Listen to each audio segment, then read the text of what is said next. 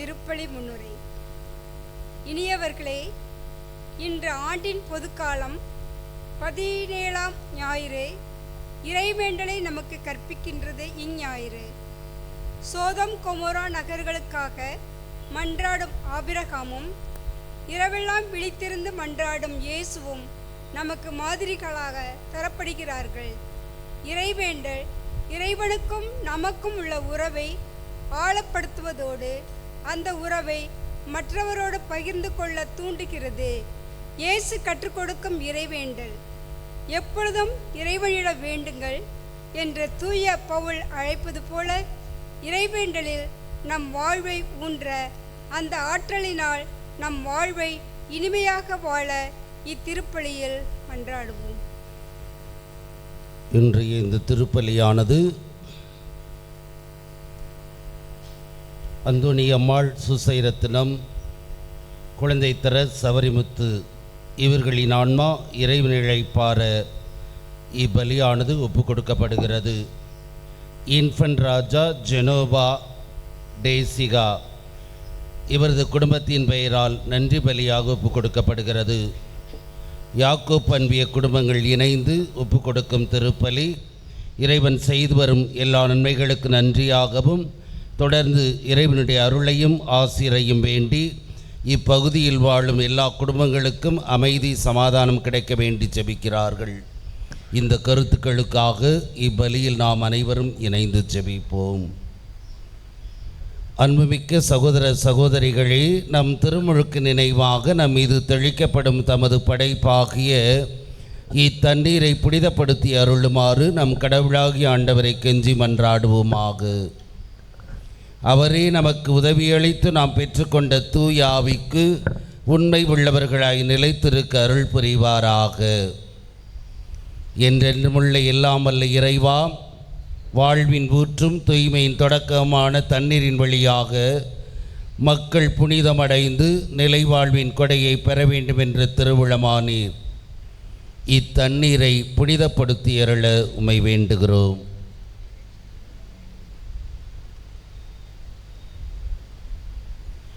ஆண்டவரே, மது நாளாகி இன்று மது அருட்காவலை பெற விரும்புகிறோம். வாழ்வழிக்கும் மது அருளின் ஊற்றினை எம்மில் புதுப்பித்தருளும். இத்தண்ணீரினால் எங்கள் உள்ளத்தையும் உடலையும் தீங்கு அனைத்திலிருந்தும் காத்தருள்வீராக. இவ்வாறு நாங்கள் தூய இதயத்துடன் அணுகி வரவும் உமது மீட்பை பெற்றுக்கொள்ளவும் தகுதி பெறுவோமாக.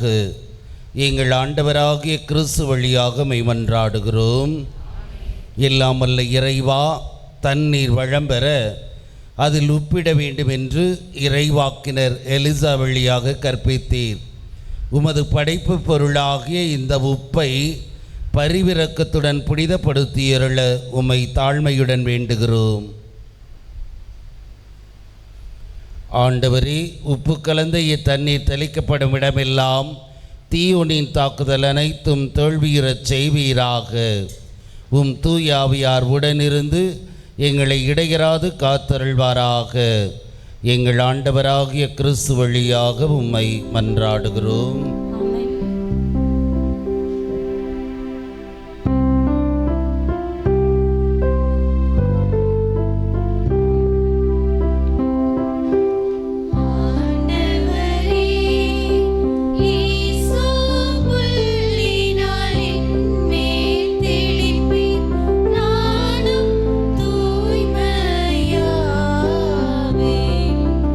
நீரே எம்மை கழுவி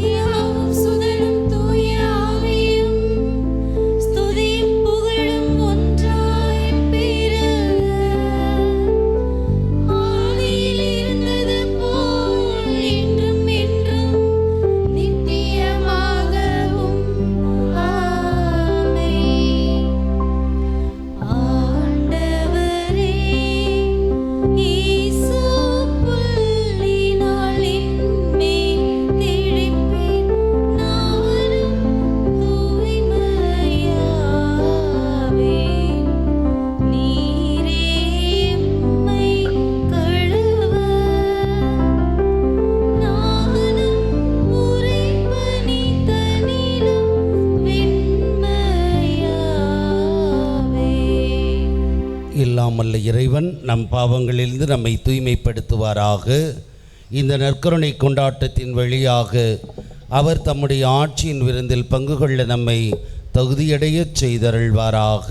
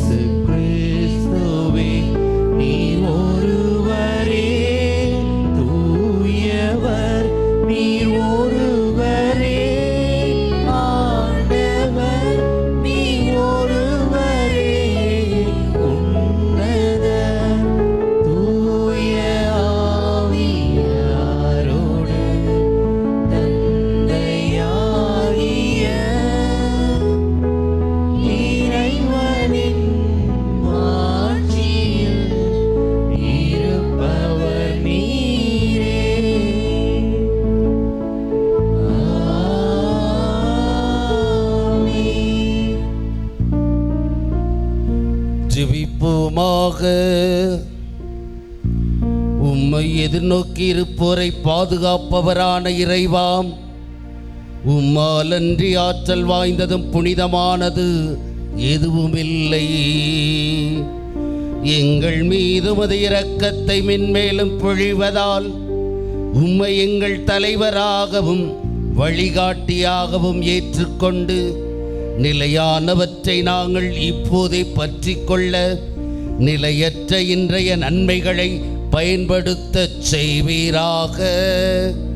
உம்மோடு தூயாவியாரின் ஒன்றிப்பில் இறைவனாய் என்றென்றும் வாழ்ந்து ஆட்சி செய்கின்ற எங்கள் ஆண்டவரும் உம் திருமகனுமாகிய கிறிஸ்து வழியாக உம்மை மன்றாடுகின்றோம்.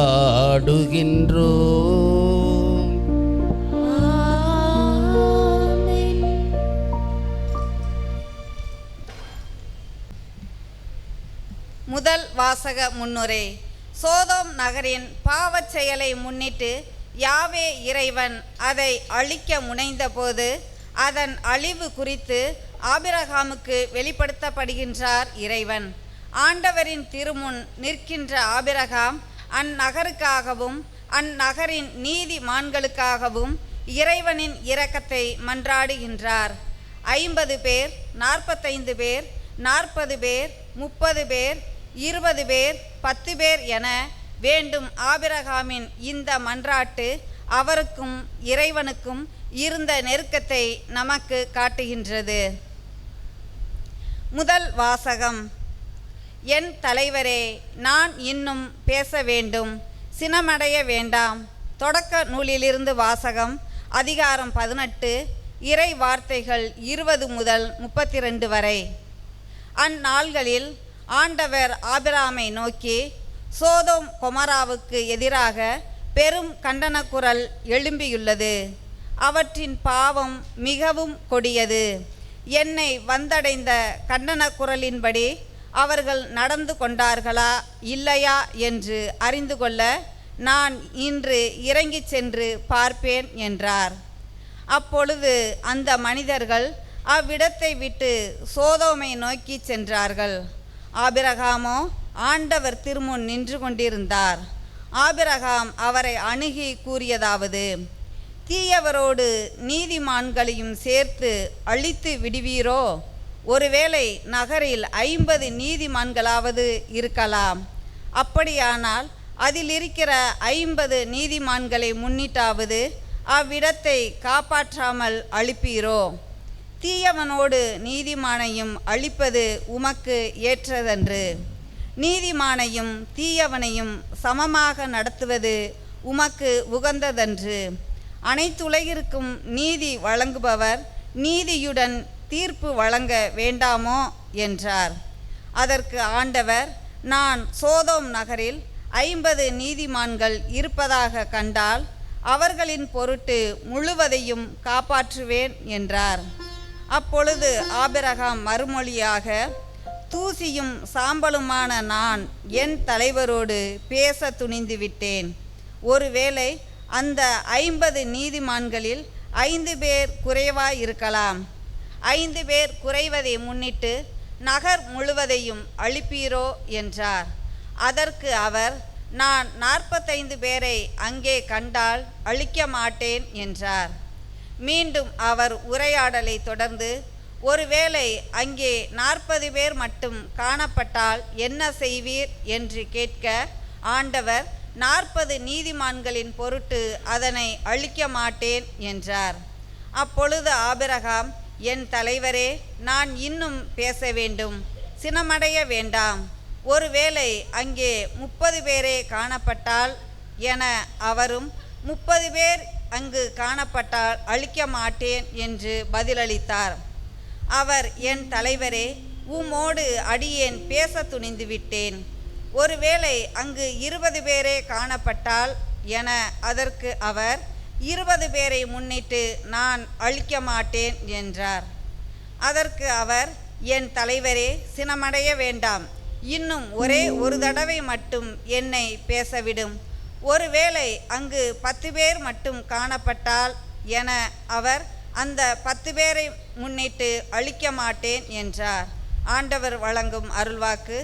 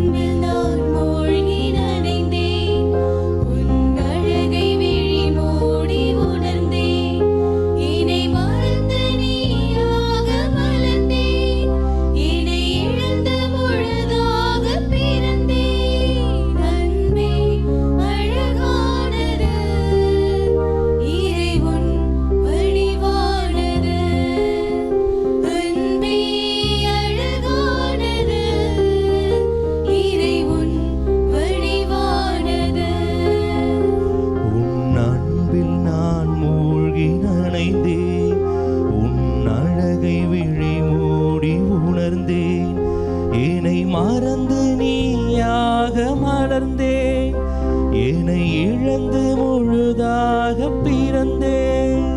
அன்பே அழகானது, இறை உன் வடிவானது. அன்பே அழகானது, இறை உன் வடிவானது. உன் அன்பில் நான் மூழ்கி நனைந்தேன், உன் அழகை விழி மூடி உணர்ந்தேன்.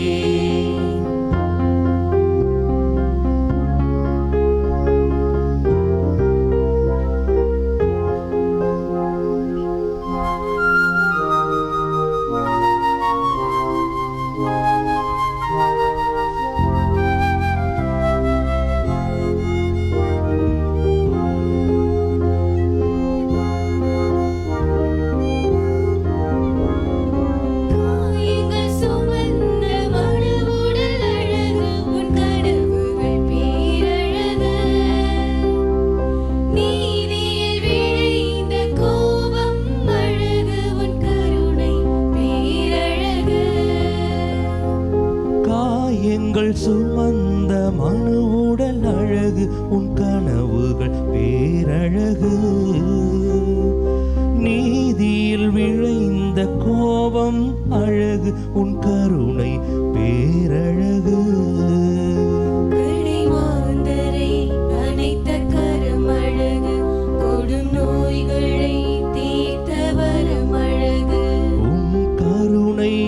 நிறைந்த விழி அழகு, இறை அன்பை உணர்த்தும் மொழி அழகு. அன்பே அழகானது, இறை உன் வடிவானது. அன்பே அழகானது, இறை உன் வடிவானது. உன் அன்பில் நான் மூழ்கி நனைந்தேன், உன் அழகை விழி மூடி உணர்ந்தேன்.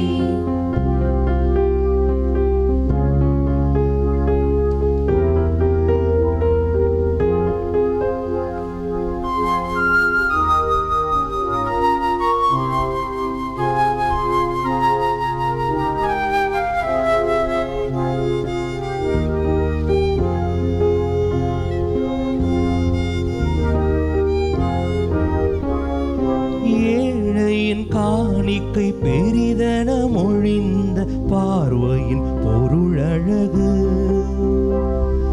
நண்பனை என்றமை அழைத்ததும் அழகு, உன் பணிவிடை பேரழகு.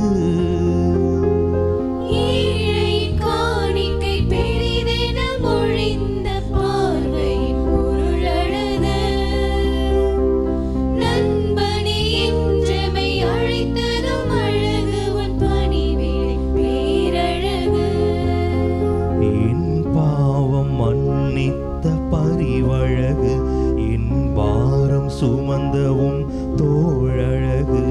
இம்மானுடம் மீட்பின் ஒளி பெறவே தன்னுயிரை ஈந்த இறையழகு.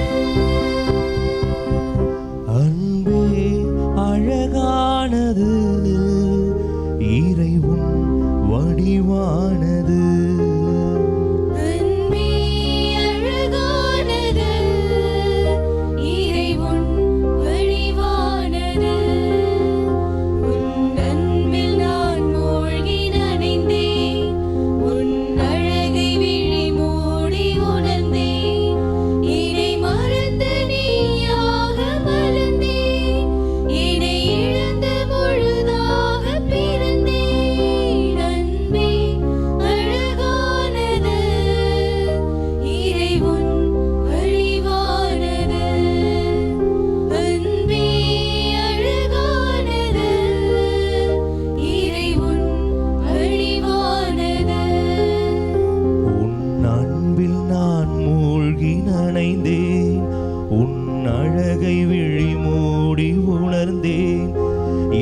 மறந்து நீயாக மலர்ந்தேன், என்னை இழந்து முழுதாக பிறந்தேன். அன்பே அழகான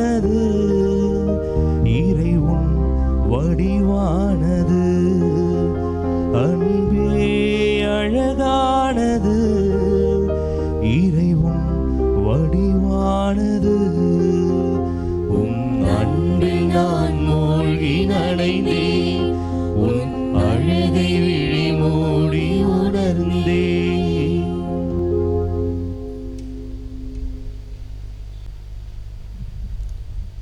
இரண்டாம் வாசகம் முன்னுரை. விருத்த சேதனம் செய்தல் அவசியமா வேண்டாமா என குழம்பி போயிருந்த கொலோசை நகரை திருச்சபைக்கு இயேசுவின் இறப்பும் சிலுவை சாவும் நாம் பெறும் திருமுழுக்கில் அடையாளப்படுத்தப்படுகின்றது. திருமுழுக்கில் இணையும் நாம் பழைய இயல்பிலிருந்து விடுதலை பெற்றவர்களாய் புத்துயிர் பெறுகிறோம். எனவே விருத்த சேதனம் அவசியமில்லை என எழுதுகிறார் தூய பவுல். வாசகத்திற்கு செவிமடுப்போம்.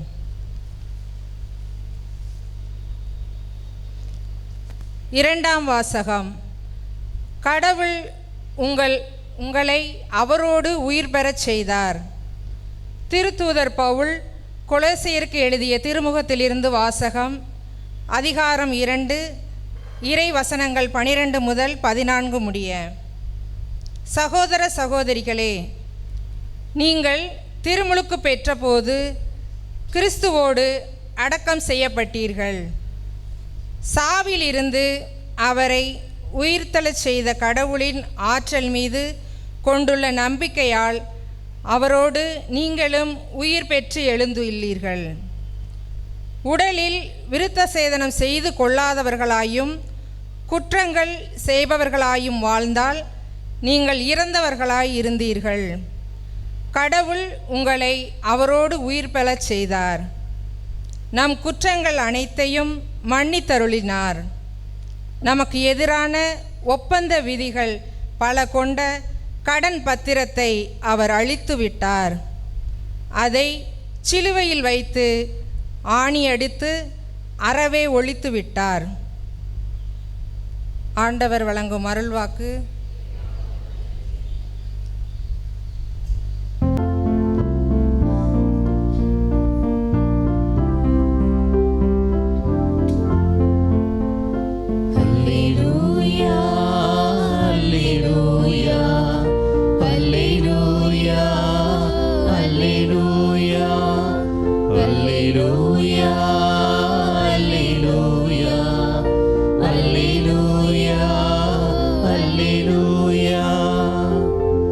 பிள்ளைகளுக்கு உரிய மனப்பான்மையே பெற்றுக் கொண்டீர்கள். அதனால் நாம் அப்பா தந்தையே என அழைக்கின்றோம். அல்லேலூயா, அல்லேலூயா, அல்லேலூயா, அல்லேலூயா, அல்லேலூயா. ஆண்டவர் உங்களோடு இருப்பாராக.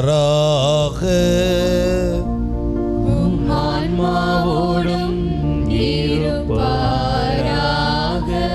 லூக்கா எழுதிய தூய நற்செய்தியிலிருந்து வாசகம். ஆண்டவரே, மாட்சி உமக்கே.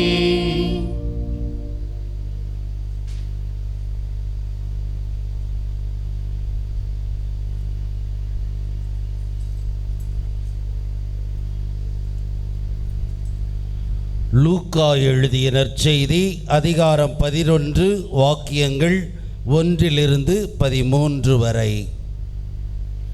அக்காலத்தில் இயேசு ஓரிடத்தில் இறைவனிடம் வேண்டிக் கொண்டிருந்தார். அது முடிந்ததும் அவருடைய சீடர்கள் ஒருவர் அவரை நோக்கி, ஆண்டவரே, யோவான் தம் சீடருக்கு இறைவனிடம் வேண்ட கற்றுக் கொடுத்தது போல் எங்களுக்கும் கற்றுக்கொடும் என்றார். அவர் அவர்களிடம், நீங்கள் இறைவனிடம் வேண்டும் பொழுது இவ்வாறு சொல்லுங்கள்: தந்தையே, உமது பெயர் தூயது என போற்றப் பெறுக. உமது ஆட்சி வருக. எங்கள் அன்றாட உணவை நாள்தோறும் எங்களுக்கு தாரும். எங்களுக்கு எதிராக குற்றம் செய்வோர் அனைவரையும் நாங்கள் மன்னிப்பதால் எங்கள் பாவங்களையும் மன்னியும், எங்களை சோதனைக்கு உட்படுத்தாதேயும், தீயோனிடமிருந்து எங்களை விடுவித்தருளும் என்று கற்பித்தார். மேலும் அவர் அவர்களை நோக்கி பின்வருமாறு கூறினார்: உங்களில் ஒருவர் தம் நண்பரிடம் நள்ளிரவில் சென்று, நண்பா, 3 அப்பங்களை எனக்கு கடனாக கொடு, என்னுடைய நண்பர் ஒருவர் பயணம் செய்யும் வழியில் என்னிடம் வந்திருக்கிறார், அவருக்கு கொடுக்க என்னிடம் ஒன்றுமில்லை என்று சொல்வதாக வைத்துக்கொள்வோம். உள்ளே இருப்பவர், எனக்கு தொல்லை கொடுக்காதே, ஏற்கனவே கதவு பூட்டியாயிற்று, என் பிள்ளைகளும் என்னோடு படுத்திருக்கிறார்கள், நான் எழுந்திருந்து உனக்கு தர முடியாது என்பார்.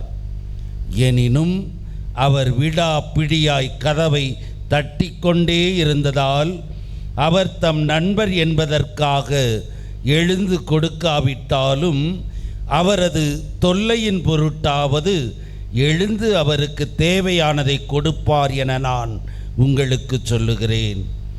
மேலும் நான் உங்களுக்கு சொல்லுகிறேன், கேளுங்கள், உங்களுக்கு கொடுக்கப்படும், தேடுங்கள், நீங்கள் கண்டடைவீர்கள், தட்டுங்கள், உங்களுக்கு திறக்கப்படும். ஏனெனில் கேட்போர் எல்லாரும் பெற்றுக்கொள்கின்றனர், தேடுவோர் கண்டடைகின்றனர், தட்டுவோருக்கு திறக்கப்படும். பிள்ளை மீனை கேட்டால் உங்களில் எந்த தந்தையாவது மீனுக்கு பதிலாக பாம்பை கொடுப்பாரா? முட்டையை கேட்டால் அவர் தேளை கொடுப்பாரா? தீயோர்களாகிய நீங்களே உங்கள் பிள்ளைகளுக்கு நற்கொடைகள் அளிக்க அறிந்திருக்கிறீர்கள். அப்படியானால் விண்ணகத் தந்தை தம்மிடம் கேட்போருக்கு தூய ஆவியை கொடுப்பது எத்துணை உறுதி! ஆண்டவரின் அருள்வாக்கு. கிறிஸ்துவே உமக்கு புகழ். கிறிஸ்து இயேசுவில் பிரியமான சகோதர சகோதரிகளே, மருத்துவர் ஒருவர் அறுவை சிகிச்சைக்காக தயார் செய்யப்பட்ட இடத்தை நோக்கி சென்று கொண்டிருக்கும் பொழுது ஒரு சிற்றாலயம் சென்று கொண்டிருக்கும் பாதையில் இருக்கும் வேளை அந்த சிற்றாலயத்திலே ஒரு சிலுவையோடு கூடிய இயேசுவை பார்த்து ஜெபம் செய்துவிட்டு செல்லும் வேளை அவரோடு சென்ற செவிலியர், திறமை வாய்ந்த நீங்கள் எதற்காக இறைவனை தேட வேண்டும்? உங்களை நம்பி எத்தனையோ பேர் வந்து கொண்டிருக்க நீங்கள் அவரிடம் என்ன கேட்கிறீர்கள் என்று கேட்க, என்னுடைய அறிவை கொண்டு நான் மருத்துவம் செய்கிறேன், அறுவை சிகிச்சை செய்ய போகிறேன், ஆனால் குணப்படுத்துவது அந்த ஆண்டவனின் கையில். எனவே அவரே என் கையாக இருந்து இந்த மருத்துவ அறுவை சிகிச்சையை நல்ல முறையில் செய்ய வேண்டும் என வேண்டிக் கொண்டு என்னுடைய பணிக்காக செல்கிறேன் என்று மறுமொழி கூறுகிறார். இன்றைய வாசகமானது இறைவேண்டல், ஜெபத்தை பற்றி எடுத்துரைப்பதாக இருக்கிறது. இன்று நாம் பல இடங்களில் ஜெபக்குழுக்கள் இணைந்து கைதட்டி ஜெபம் செய்வதை பார்த்திருக்கிறோம், வரவேற்கத்தக்கது. தங்களுடைய எண்ணங்கள் கேட்கப்பட வேண்டும் என்ற எண்ணத்தோடு இறைவனை புகழ்ந்து பாடுவதற்காக பல திருச்சபைகளாக பிரிந்து ஜெபக்கூடங்கள் வைத்து ஜெபங்கள் நடத்தி கொண்டிருப்பது வரவேற்கத்தக்கதாக இருந்தாலும் அங்கு ஜெபிப்பவர்களின் மனநிலை எப்படி இருக்கிறது என்பதை சிந்தித்து பார்க்கும்போது, ஒன்று பிரச்சனையை தீர்க்கக்கூடிய இடம் என்று உணர்ந்து செல்லக்கூடிய இடமாக இருக்கிறது. சமூக ரீதியாக பொருளாதார ரீதியாக பல்வேறு விதமான பிரச்சனைகள் இருக்கும் நிலையிலே அந்த பிரச்சனையை நாம் எவ்வாறு முடிவுக்கு கொண்டு வர வேண்டும் என்று சிந்திக்காமல் முழுவதுமாக பிரச்சனையை உருவாக்கியவர் ஆண்டவர் இயேசு. எனவே அவரே பிரச்சனையை தீர்க்க வேண்டும் என்ற எண்ணத்தோடு செல்லக்கூடிய கூட்டம் அதிகமாக இருந்து கொண்டிருக்கிறது. இரண்டாவது, இந்த ஜெபத்தை வழிபோக்கும் மருந்தாக பயன்படுத்துகிறார்கள். பிரச்சனை உள்ளவர் மது, போதை இன்னும் பல்வேறு நிலைகளுக்கு அடிமையாகி அந்த பிரச்சனையிலிருந்து தங்களை மறந்தவர்களாய் மீண்டும் அது தீர்ந்த பிறகு பிரச்சனை வரும்போது பிரச்சனையை மீண்டும் நினைவுக்கு கொண்டு வருவது போல இந்த ஜெபத்திற்கு சென்று உணர்வு பூர்வமாக அல்ல, உணர்ச்சி பூர்வமாக கைதட்டி பல்வேறு விதமான வார்த்தைகளால் ஜெபித்து தங்களுடைய கவலைகளை எல்லாம் மறந்து பின் வீடு திரும்பியபின் மீண்டும் அதே பிரச்சனை தொடர்வதை உணரும் நிலையிலே ஒரு சில ஜெபக்கூடங்கள் அமைவதை நாம் பார்த்து கொண்டிருக்கிறோம். மூன்றாவதாக, நம்முடைய ஜெபத்தை கையூட்டாக நாம் பார்க்கிறோம். ஆண்டவரே, உன்னுடைய ஆலயத்திற்கு நான் இத்தனை முறை வந்திருக்கிறேன், உன்னுடைய திருத்தலத்திற்கு இத்தனை முறை வந்திருக்கிறேன், நீ எனக்கு என்ன செய்திருக்கிறாய்? உனக்காக நான் அசனம் வழங்கி இருக்கிறேன், உனக்காக மொட்டை போட்டிருக்கிறேன், ஆடு வெட்டி இருக்கிறேன், ஆனால் இன்னும் எனக்கு பிரச்சனை தீரவில்லையே என்று கையூட்டு கொடுக்கக்கூடிய இடமாக ஜெபத்தை பார்க்கும் நிலை இருப்பது நாம் அறிந்த ஒன்று. இப்படிப்பட்ட சூழலில் தான் ஜெபம் என்பது என்ன, அதை எவ்வாறு நாம் ஜெபத்தில் இணைந்து ஜெபிக்க வேண்டும், ஜெபிப்பதோடு நம்முடைய மனநிலை எந்த நிலையில் இருக்க வேண்டும் என்பதை எடுத்து சொல்வதாக இருப்பதுதான் இன்றைய வாசகங்கள். முதல் வாசகத்தை வாசிக்கும் பொழுது கடவுள் நமக்கு நண்பன் என்ற முறையிலே நாம் உறவாட வேண்டும், அதுவே ஜெபமாக அமையும் என்பதை அபிரகாம் நமக்கு எடுத்துரைப்பதை இன்றைய முதல் வாசகம் எடுத்துரைக்கிறது.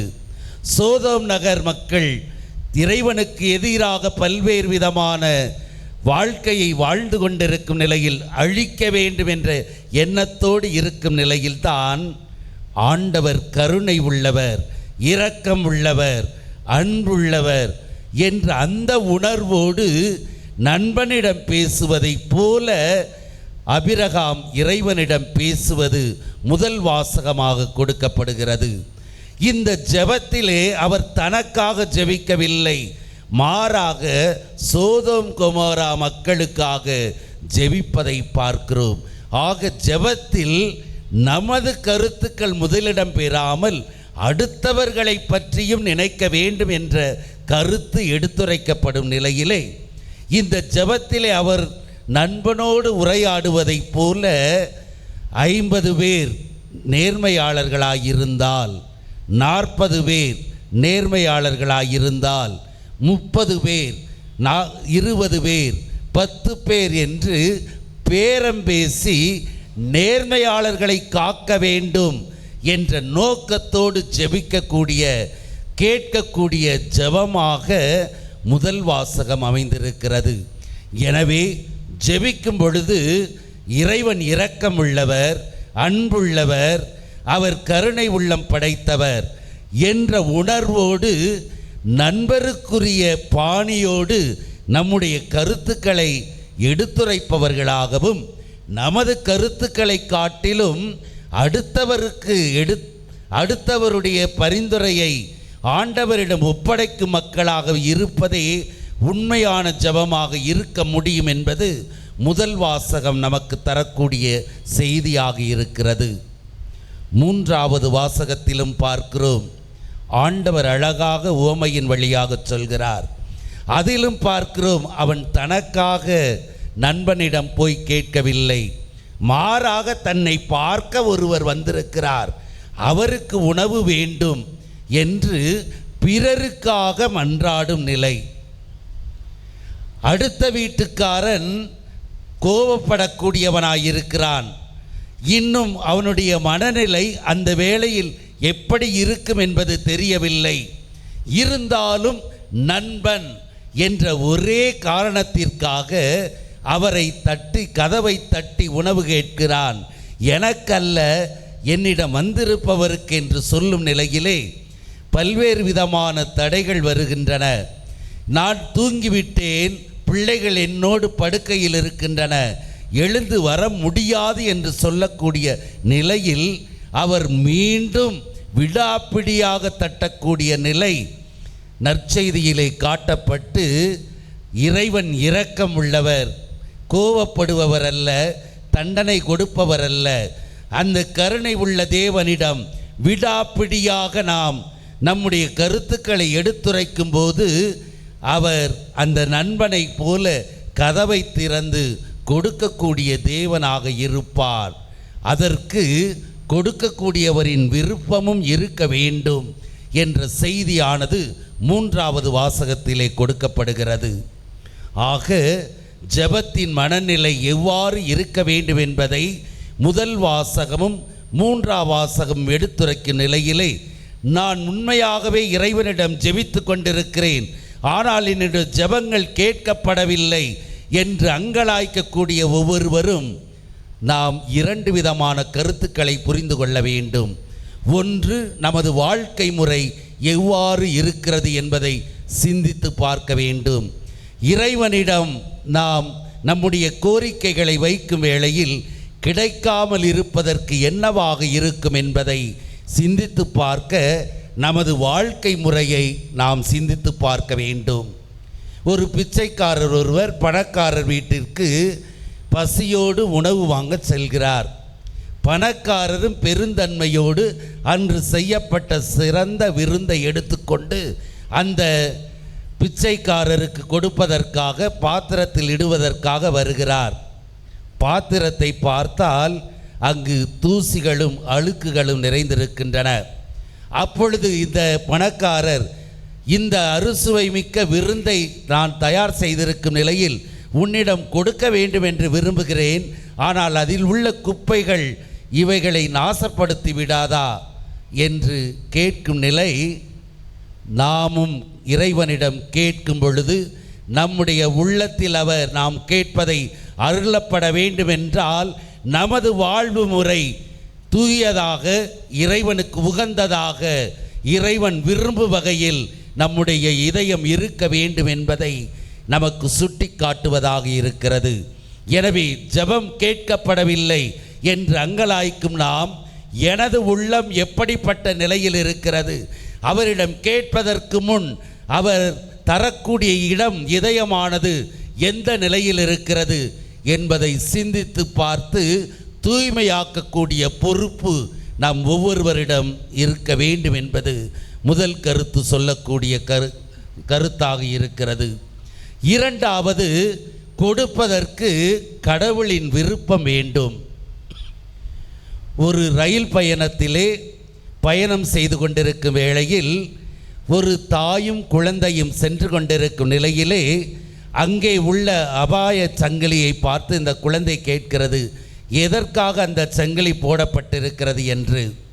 அப்பொழுது அவர் சொல்லுகிறார், ஏதாவது பொருட்கள் ஆட்கள் விழுந்து விட்டால் அந்த அபாய சங்கிலி இழுத்து நிறுத்தினால் நின்றுவிடும் என்று சொல்லி கொண்டிருக்கும்போது அந்த குழந்தையின் கையில் இருந்த பொம்மையானது கீழே விழுந்துவிட இப்பொழுது தாயிடம் அந்த அபாய சங்கிலியை இழுக்குமாறு அழுது புலம்புகிறார். தாயோ அதற்கு செவிமடுக்காமல் தொடர்ந்து பயணத்தை மேற்கொண்டிருக்கிறார். காரணம், அந்த தாய்க்கு தெரியும், இந்த சிறிய பொருளுக்காக அபாய சங்கிலியை இழுத்தால் பயணிகளுடைய நேரமானது விரயமாக்கப்படும், சரியான நேரத்திற்கு செல்ல முடியாது என்பது தாய்க்கு தெரிந்திருந்தது. ஆனால் அந்த குழந்தைக்கு புரியவில்லை. இதை போலதான் நாம் கேட்கக்கூடிய விண்ணப்பங்கள் ஜெபத்தின் வழியாக பலமுறை கேட்கப்பட்டும் கிடைக்கவில்லை என்றால் கடவுளுக்கு விருப்பமில்லை. அது அவருடைய விருப்பப்பட்ட நேரத்தில் கட்டாயம் அருளப்படும் என்பதுதான் இங்கு சொல்லப்படக்கூடிய கருத்தாக இருக்கிறது. ஆக இறைவன் அன்புள்ளவராக இரக்கமுள்ளவராக இருக்கும் நிலையிலே அவரை நண்பராக நாம் பாவித்து நம்முடைய உரையாடல்களை ஜெபமாக மாற்றி அவரிடம் நம்முடைய தேவைகளை ஒப்படைக்கும் போது நம்முடைய தேவைகள் அவரால் செவிமடுக்கப்படவில்லை என்றால் நமது வாழ்க்கை முறை எவ்வாறு இருக்கிறது என்பதையும், அதே சமயத்திலே கடவுளின் விருப்பம் அதற்கு சாதகமாக இருக்கிறதா என்பதை உணர்ந்து பார்த்து தொடர்ந்து ஜெபிக்கக்கூடிய மக்களாக இருக்க வேண்டும் என்பதுதான் 3ஆம் வாசகம் நமக்கு சொல்லக்கூடிய கருத்து. நண்பன், நான் தூங்கிவிட்டேன், பிள்ளைகள் என்னோடு படுக்கையில் இருக்கிறார்கள், எனவே எழுந்து வர முடியாது என்று உறுதியாக சொன்னாலும் தொடர்ந்து தட்டக்கூடியவனாக இருக்கிறான். இந்த மனநிலை, விடாப்பிடியோடு ஜெபத்தில் தட்டக்கூடிய மனநிலை, இறைவனுக்கு விருப்பம் வரும் வரை தட்டி கொண்டிருக்கக்கூடிய மனநிலை வேண்டுமே தவிர, வெறுத்தவர்களாய் கடவுள் மேல் கொண்டிருக்கும் நம்பிக்கையிலிருந்து விலகி நான் கேட்பது கிடைக்கவில்லை என்று அவரை விட்டு விலகி செல்லும்போது அவருடைய ஆற்றலை இழப்பது ஆண்டவர் அல்ல, நாம் தான் இழக்கிறோம். எனவே ஆண்டவர் மேல் கோபம் கொண்டு அவர் என்னை தண்டிக்கிறார் என்று நினைப்பதை விட, தொடர்ந்து விடாமுயற்சியோடு தட்டும்போது ஒரு நாள் திறக்கப்படும் என்ற எண்ணத்தோடு நாம் தட்டும்போது அது கட்டாயம் நிறைவேறக்கூடிய ஒன்றாக, விடாமுயற்சியோடு நம்முடைய நண்பனுக்குரிய உரையாடலிலே ஆண்டவரிடம் பேசும்போது கிடைக்கும் என்ற நம்பிக்கை நம்மிடம் வரும்போது மட்டுமே இந்த விடாமுயற்சி என்பதை நம்முடைய வாழ்க்கையில் கொண்டு வாழ முடியும். இப்படிப்பட்ட சூழலிலே இன்று நாம் ஜெபிக்க வந்திருக்கும் நிலையிலே இதில் பல வகையான ஜெபம் செய்யக்கூடிய நபர்கள் நாம் இருந்து கொண்டிருக்கிறோம்.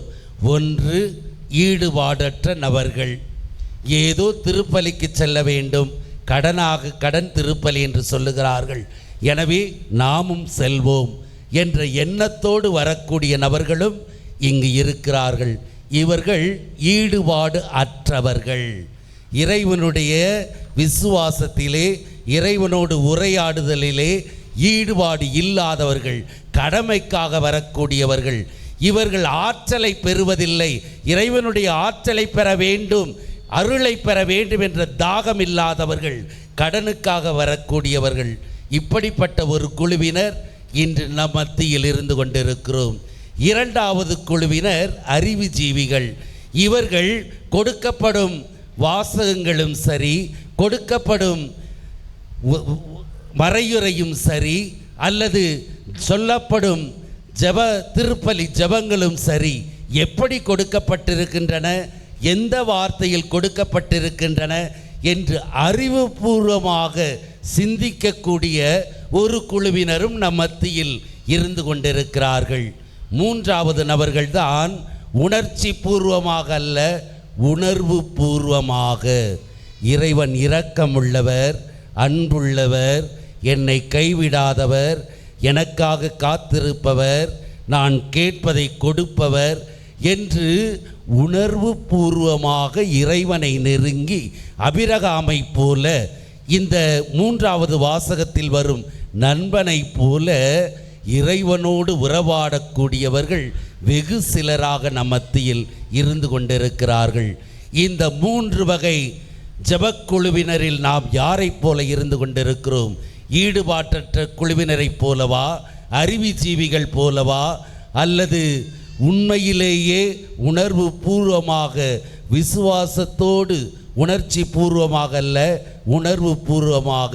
உணர்ச்சி பூர்வம் என்று சொல்லும்போது கைதட்டி சத்தமிட்டு செல்வது. உணர்வு பூர்வம் என்பது இறைவனுடைய பண்புகளை தனதாக்கி அவரை நண்பராக ஏற்றுக்கொண்டு அவரோடு உரையாடும் முறை. இந்த நிலையில் இருக்கிறோமா?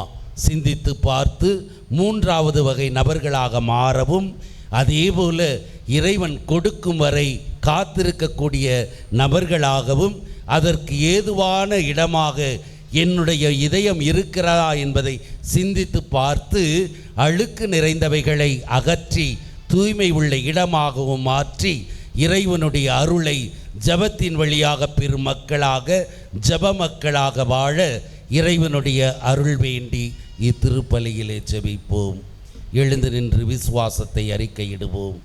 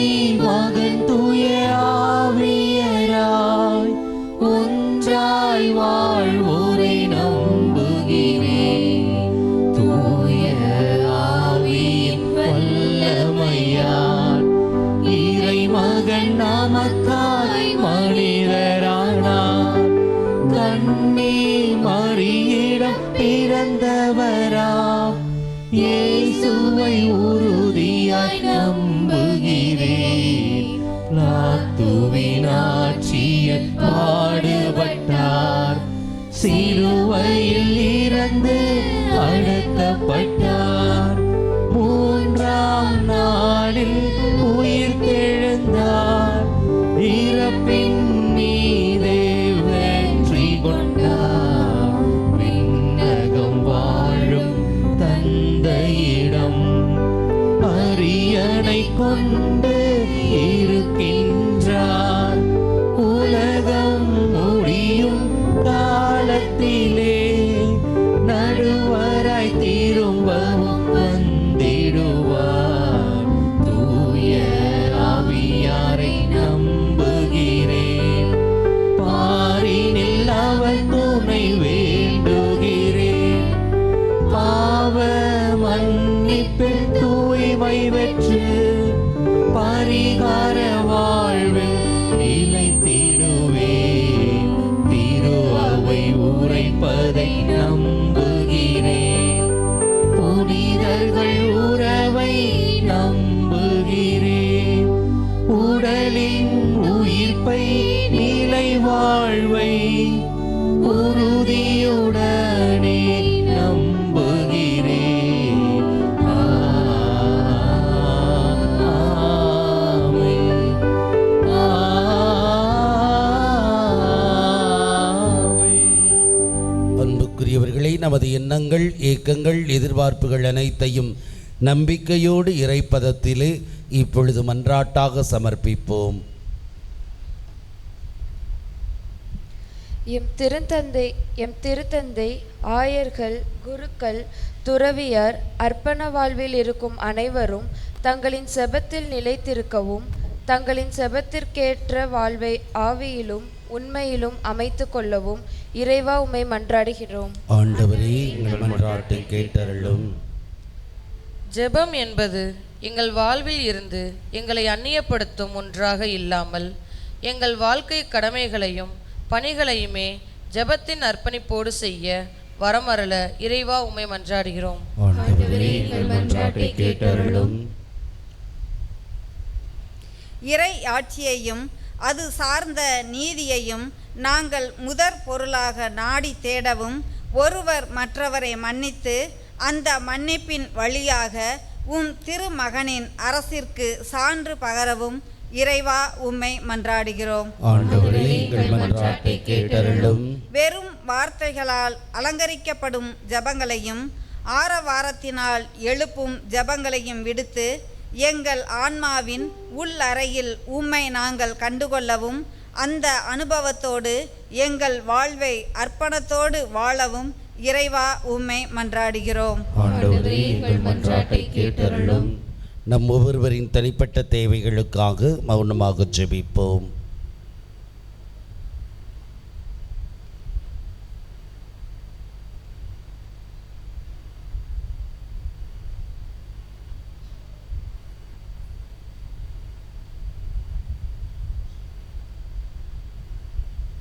ஜெபிப்புமாக. எங்களை படைத்து காத்து வரும் இறைவாம், நீர் எமக்கு செய்து வரும் எல்லா நன்மைகளுக்கும் நன்றி கூறுகிறோம். தொடர்ந்து மது அருளையும் ஆசையையும் இங்கிருக்கும் ஒவ்வொருவருக்கும் நீர் பொழிந்தருளும். தனிப்பட்ட முறையிலும் ஒரே குடும்பமாகவும் இணைந்து நம்பிக்கையோடு உம்மிடம் சமர்ப்பித்திருக்கும் ஒவ்வொரு மன்றாட்டுக்களையும் நீர் ஏற்றுக்கொண்டு நாங்கள் விரும்பி கேட்டவைகள் அனைத்தையும் நீர் கனிவுடன் தர வேண்டும் என்று உமகன் கிறிஸ்து வழியாக கெஞ்சி மன்றாடுகிறோம்.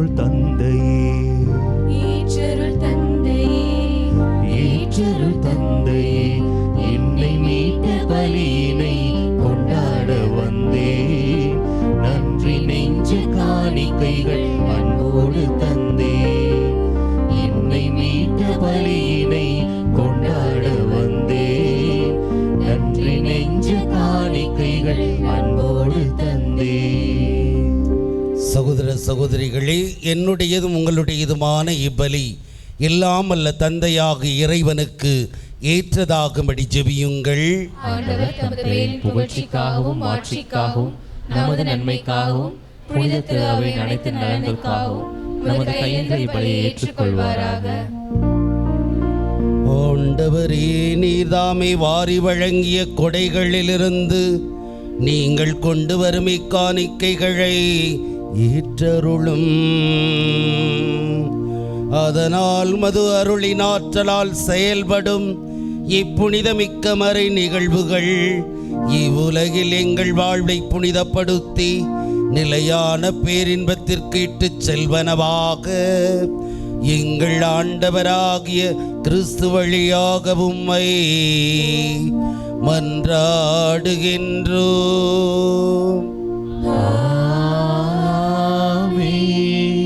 ஆண்டவர் உங்களோடு இருப்பாராக. உம் ஆன்மாவோடும் இருப்பாராக. இது எங்களை மேலே எழுப்புங்கள். ஆண்டவரிடம் எழுப்பியுள்ளோம். நம் இறைவனாகிய ஆண்டவருக்கு நன்றி கூறுவோம். அதுவே தகுதியும் நீதியும் ஆனதே. ஆண்டவரே, தூயவரான தந்தையே, என்றும் வாழும் எல்லாம் எல்லாம் வல்ல இறைவா,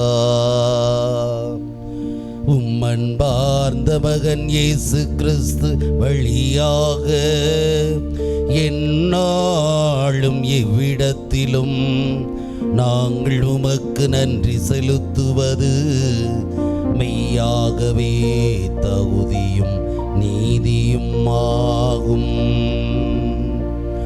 எங்கள் கடமையும் மீட்புக்குரிய செயலுமாகும். உம் வார்த்தையானவர் வழியாக அனைத்தையும் படைத்தீர். அவரை மீட்பராகவும் ஈடேற்றுபவராகவும் எங்களுக்கு அனுப்பினீர். அவர் தூய ஆவியால் உடலெடுத்து கன்னிமரியாவிடமிருந்து பிறந்தார். அவர் உமது திருவுளத்தை நிறைவேற்றி புனித மக்களை உமக்கு பெற்றுத்தர தம் கைகளை விரித்து பாடுபட்டார். இவ்வாறு அவர் சாவை வென்று உயிர்ப்பை வெளிப்படுத்தினார். ஆகவே நாங்கள் வானதூதர் புனிதர் அனைவரோடு சேர்ந்து உமது மகிமையை புகழ்ந்துரைத்து ஒரே குரலாய் பாடுவதாவது: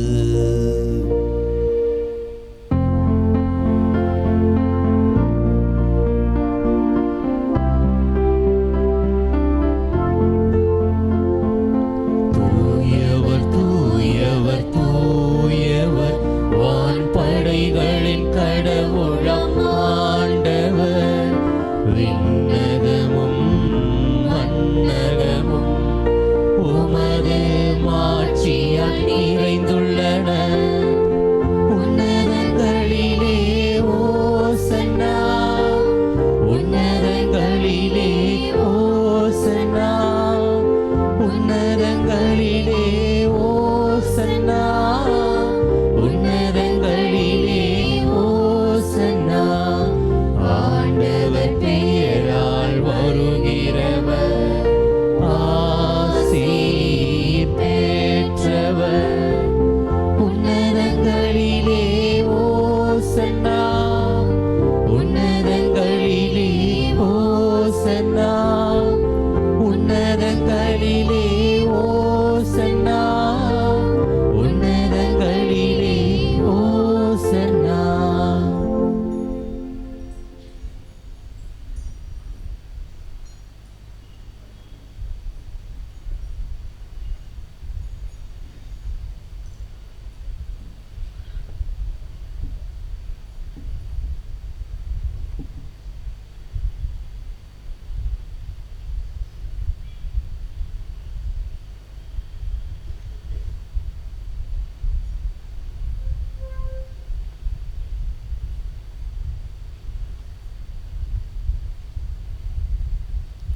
ஆண்டவரே, நீர் மெய்யாகவே தூயவர். தூய்மை அனைத்திற்கும் ஊற்று. ஆகவே உம்முடைய தூய ஆவியை பொழிந்து இக்காணிக்கைகளை தூய்மைப்படுத்த உம்மை வேண்டுகிறோம். இவ்வாறு எங்கள் ஆண்டவர் இயேசு கிறிஸ்துவின் உடலும் இரத்தமுமாக எங்களுக்கு இவை மாறுவனவாக. அவர் பாடுபட உளம் கனிந்து தம்மை கையளித்த போது அப்பத்தை எடுத்து நன்றி செலுத்தி அதை பிட்டு தம் சீடருக்கு அளித்து அவர் கூறியதாவது: அனைவரும் இதிலிருந்து பெற்று உண்ணுங்கள். ஏனெனில் இது உங்களுக்காக கையளிக்கப்படும் என் உடல். உங்களுக்காக கையளிக்கப்படும் என் உடல்.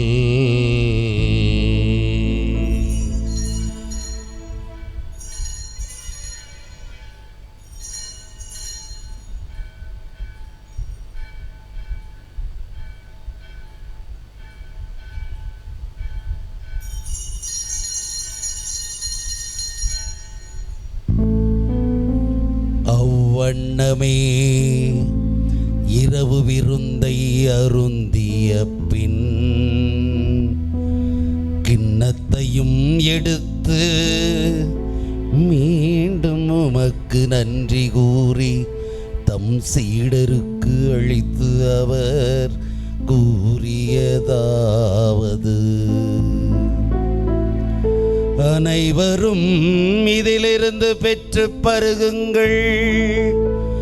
ஏனெனில் இது புதிய நிலையான உடன்படிக்கைக்குரிய என் இரத்தத்தின் கிண்ணம். இது பாவ மன்னிப்புக்கென்று உங்களுக்காகவும் பலருக்காகவும் சிந்தப்படும். இதை என் நினைவாக செய்யுங்கள். இதை என் நினைவாக செய்யுங்கள்.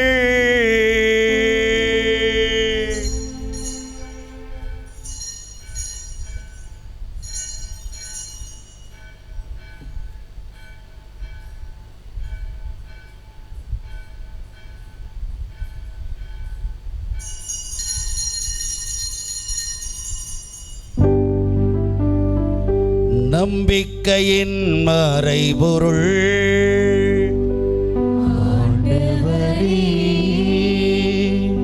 நீர் வருமளவும் உமது இறப்பினை அறிக்கையிடுகின்றோம், உமது உயிர்ப்பினையும் எடுத்துரைக்கின்றோம். ஆகவே இறைவா, நாங்கள் கிறிஸ்துவின் இறப்பையும் உயிர்ப்பையும் நினைவு கூர்ந்து வாழ்வு தரும் அப்பத்தையும் மீட்பளிக்கும் கிண்ணத்தையும் ஒப்புக் கொடுக்கின்றோம்.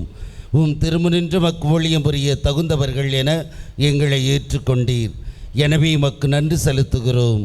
மேலும் கிறிஸ்துவின் உடலிலும் இரத்தத்திலும் பங்கு கொள்ளும் எங்களை தூய ஆவியார் ஒன்று சேர்க்க வேண்டுமென உம்மை தாழ்மையுடன் மன்றாடுகிறோம். ஆண்டவரே, உலகெங்கும் பரவி இருக்கும் அது திரு அவை நினைவு கூர்ந்தருளும். எங்கள் திருத்தந்தை லியோ, எங்கள் மறைமாவட்ட பரிபாலகர் ஆயர் அண்டோனி சாமி, எல்லா திருநிலையினராகிய அனைவரோடும் மது திரு அவை அன்பில் நிறைவேறச் செய்தருளும். உயிர்த்தெழும் எதிர்நோக்குடன் துயில் கொள்ளும் எங்கள் சகோதர சகோதரிகளையும் இறந்தோர் அனைவரையும் இரக்கத்துடன் நினைவு கூர்ந்து மது திருமுக ஒளியினுள்ளேற்றருளும். எங்கள் அனைவர் மீதும் இரக்கமாயிரும். கடவுளின் கன்னித்தாயான புனித மரியா, அவருடைய கணவரான புனித யோசேப்பு, புனித திருத்தூதர்கள், இவ்வுலகில் உகந்தவராயிருந்தோர் ஆகிய புனிதர் அனைவருடனும் நாங்கள் நிலைவாழ்வில் பங்கு கொள்ளும் தகுதி பெற்று திருமகன் இயேசு கிறிஸ்து வழியாக உம்மை புகழ்ந்தேத்து மரமருள உம்மை மன்றாடுகிறோம். இவர் வழியாக இவரோடு இவரில் எல்லாம் வல்ல இறைவனாகிய தந்தையே, தூய ஆவியாரின் ஒன்றிப்பில் எல்லா புகழும் ஆட்சியும் என்றென்றும் உமக்கு உரியதே.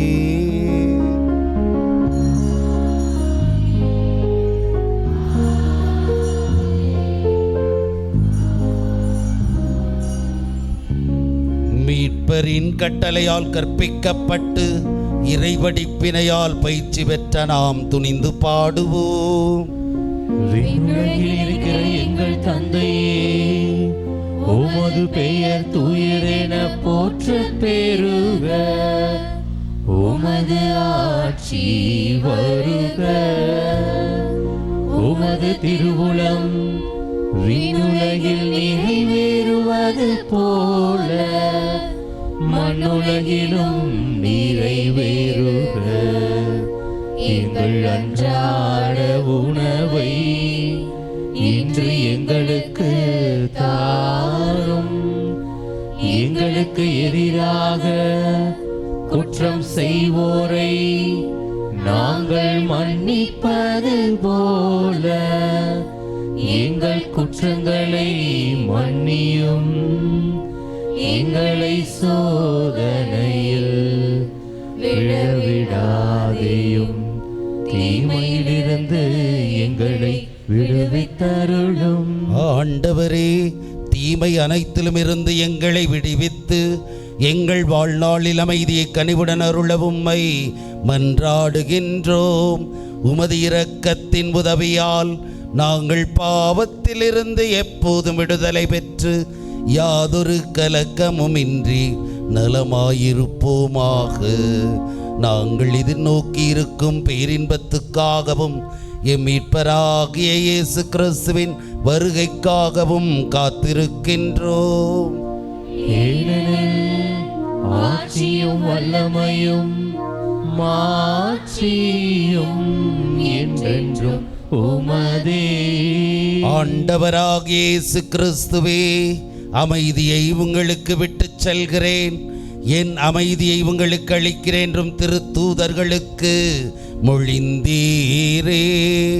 எங்கள் பாவங்களை பாராமல் மது திரு அவையின் விசுவாசத்தையே கண்ணோக்கி எங்களுக்கு அமைதி ஒற்றுமை அளித்தருள திருவுளம் கொள்வீராக.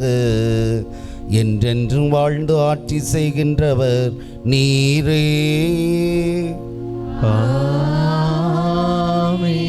ஆண்டவருடைய அமைதி உங்கள் அனைவரோடும் இருப்பதாக. உம் ஆன்மாவோடும் இருப்பதாக. ஒருவருக்கொருவர் கிறிஸ்துவின் அமைதியை பகிர்ந்து கொள்வோம்.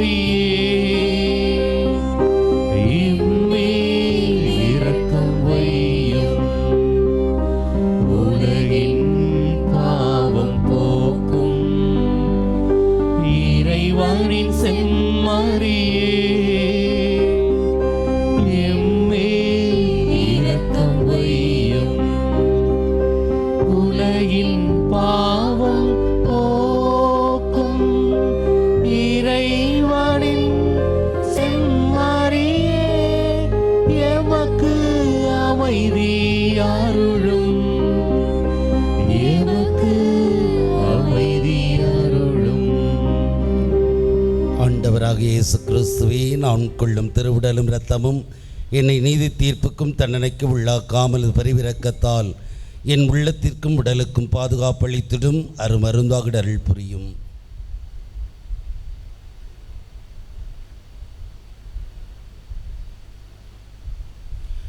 இதோ இறைவனின் செம்மறி, இவரே உலகின் பாவங்களை போக்குபவர். செம்மறியின் விருந்துக்கிழக்கு பெற்ற நாம் அனைவரும் பேர் பெற்றோர். ஆண்டவரே, தேவரே, நூலத்தில் எழுந்திட நான் தகுதியற்றவன், ஆனால் ஒரு வார்த்தை மட்டும் சொல்லி அருளும், என் ஆன்மா நலமடையும். கிறிஸ்துவின் திருவுடல் திரு இரத்தம் என்னை காத்து நிலை வாழ்வளிப்பதாக. ஆமென்.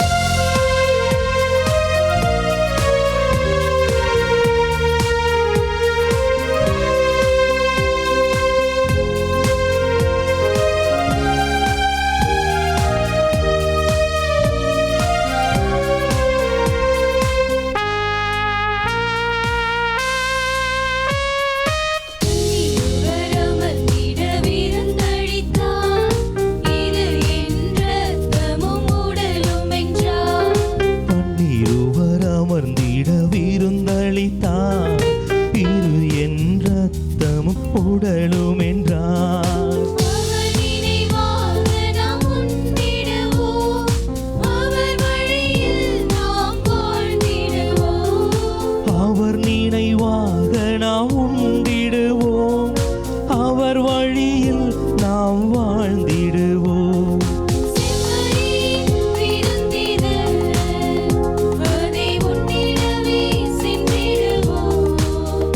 நல் ஜீவன் தரும்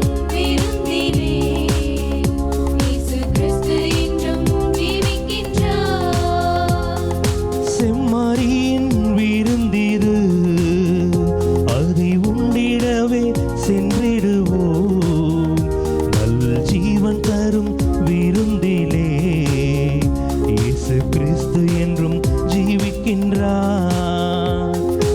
ஆண்டவரின் உடலிது, நம் ஆண்டவரின் இரத்தமிது, நித்திய ஜீவன் தரும் உணவிலே இயேசு கிறிஸ்து என்றும் ஜீவிக்கின்றார். ஆண்டவரின் உடலிது, நம் ஆண்டவரின் இரத்தமிது, நித்திய ஜீவன் தரும் உணவிலே இயேசு கிறிஸ்து என்றும் ஜீவிக்கின்றார். இயேசு கிறிஸ்து என்றும் ஜீவிக்கின்றார். வாரறிக்கை ஜூலை 27ஆம் தேதி இன்று ஞாயிற்றுக்கிழமை, ஆண்டின் பொதுக்காலத்தின் 17ஆம் ஞாயிறு. 28ஆம் தேதி திங்கட்கிழமை, புனித அல்ஃபோன்சா முட்டாத்து பட்டத்து நினைவு நாள். 29 செவ்வாய்க்கிழமை, புனித மார்த்தா நினைவு நாள். 30ஆம் தேதி புதன்கிழமை, புனிதர் பீட்டர் கிறிஸ்தோசம் நினைவு நாள். 31ஆம் தேதி வியாழக்கிழமை, புனித லயோலா இஞ்ஞாசியார் நினைவு நாள். ஆகஸ்ட் 1ஆம் தேதி வரும் வெள்ளி, புனித அல்ஃபோன்ஸ் மரிய கிரகோரி நினைவு நாள். 2ஆம் தேதி சனிக்கிழமை, வெர்சலி நகர் புனித யுசேஃபியூஸ் மற்றும் புனிதர் பீட்டர் ஜூலியான் எய்மார்ட் நினைவு நாள். 3ஆம் தேதி வரும் ஞாயிறு, ஆண்டின் பொதுக்காலத்தின் 18ஆம் ஞாயிறு. வார நாட்களில் வியாழன் சனி ஆகிய நாட்கள் தவிர மற்ற நாட்களில் மாலையில் திருப்பலி நடைபெறும். வியாழக்கிழமை குழந்தை இயேசு ஆலயத்தில் நடைபெறும். சனிக்கிழமை ஏற்கனவே நாம் அறிந்தவாறு நம்முடைய புதிய பேராயர் அவர்கள் பொறுப்பேற்கக்கூடிய நிகழ்வானது ஞான வழிபுரம் புனித பிரிட்டோ மேல்நிலைப் பள்ளியில் நடைபெற இருக்கும் நிலையிலே மாலை 3:45 மணிக்கு அவருக்கு வரவேற்பும் அதனைத் தொடர்ந்து திருப்பலியும் நடைபெறும். சனி என்பதால் வெகுவாகவே திருப்பலி மற்றும் விழாக்களை முடித்து அடுத்த நாள் ஞாயிறு திருப்பலிக்கு குருக்கள் செல்லவிருப்பதால் 4 மணிக்கெல்லாம் நாம் வளாகத்திலே பள்ளி வளாகத்திலே கூட அழைக்கப்படுகிறோம். திருப்பலி முடிந்ததும் அனைவருக்கும் உணவு ஏற்பாடு செய்யப்பட்டிருக்கிறது. அதற்கான டோக்கன்கள் பங்கு தந்தையிடமிருந்து பெற அன்போடு அழைக்கிறீர்கள். அதை பற்றிய விவரம் பின்னர் உங்களுக்கு அன்பிய வாட்ஸ்அப் குரூப்பிலே அனுப்பப்படும். வரும் ஞாயிறு திருப்பலியை சிறப்பு செய்வோர் புனித ஜான் மரிவியானி அன்பியத்தார். அன்பிய சிறப்பிக்கக்கூடிய நிலையிலே அதை ஒரு பொருட்டாக ஏற்காத நிலையை நான் இந்த காலங்களில் உணர்கிறேன். 2 பேர் ஒருத்தரை வச்சு நடக்கக்கூடிய நிகழ்வுகள் இந்த 4 வாரமாக நடந்து கொண்டிருக்கின்றன. ஒருவேளை அந்த வழிபாட்டை சிறப்பிப்பதற்கு கடினமாக இருந்தால் சொல்லிருங்க. அன்பிய தலைவர்கள், உங்களுக்கு கஷ்டமாக இருக்கா? சிறப்பிப்பதற்கு கஷ்டமாக இருக்கா? ஏன்னா ஆட்கள் வர்றதில்லை, நீங்களும் போய் அப்ரோச் பண்ணுறதில்ல. வருடத்திற்கு ஒரு முறை உங்களுக்கு கொடுக்கப்படுகிறது. ஒரு நிகழ்வுக்கு ஒரு ஆள் அப்படின்னாக்கும் ஏறக்குறைய எத்தனை பேர் வரப்போகிறாங்க? முன்னுரை ஒருவர், 2 வாசக முன்னுரை இருவர், 2 வாசகங்கள் 5, 4 மன்றாட்டு 9 பேர். 9 பேர் ஆண்கள் பெண்கள் நம்முடைய அன்பியங்களில் இருப்பது இல்லையா? பல விமர்சனங்கள்லாம் செய்கிறோம். அன்பிய பொறுப்பாளர்கள் இதற்குரிய பதிலை எனக்கு கொடுத்தால் அடுத்து நான் தொடர்ந்து செய்வதற்கு நலமாக இருக்கும். வரும் ஞாயிறு திருப்பலி சிறப்பு செய்வோர் ஜான்மரி வியானி அன்பியத்தார். கடந்த மாதமும் சரியாக நடக்கலை, இந்த தடவையாவது அனைவரும் பங்கு பெறுவீர்கள் என்று நம்புகிறேன். கடந்த வார ஞாயிறு காணிக்கை 5700.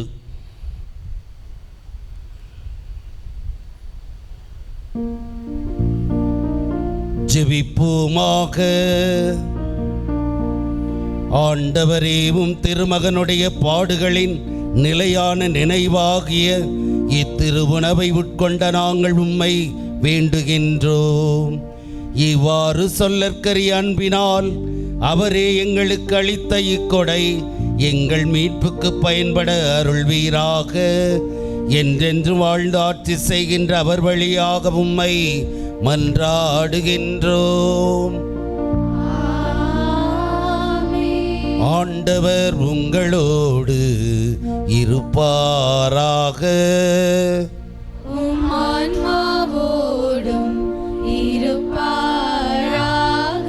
எல்லாம் வல்ல இறைவன் தந்தை மகன் தூயாவியார் உங்களை ஆசீர்வதிப்பாராக. சென்று வாருங்கள், திருப்பலி நிறைவேறிற்று. இறைவனுக்கு நன்றி.